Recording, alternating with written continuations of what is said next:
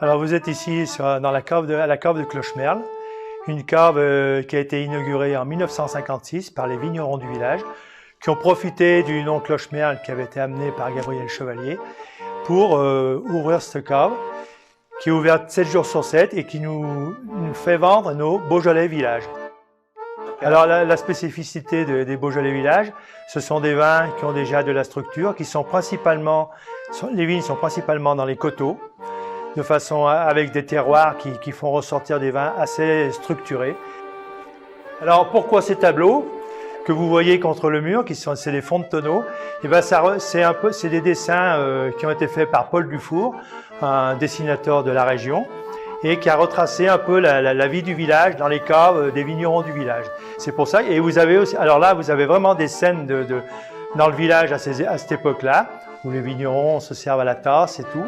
Et à côté, vous avez les mêmes fonds de tonneaux dans la cave à côté, mais qui racontent l'histoire du livre de Clochemerle. Alors on peut aller un peu plus loin parce qu'il faut quand même qu'on vous fasse voir la télévision de Clochemerle. Alors normalement ça se passe à l'intérieur. C'est Justine Pusset qui est la vieille fille du village et qui est scandalisée par parce que les hommes se viennent pisser qui pissent à côté de la pissotière, qui était la renommée à cette époque-là.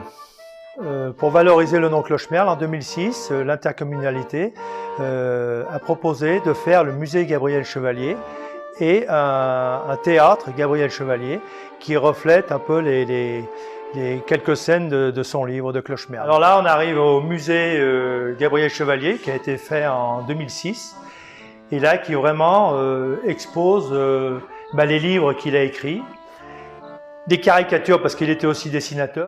Et pourquoi il est arrivé à Vaux-en-Beaujolais?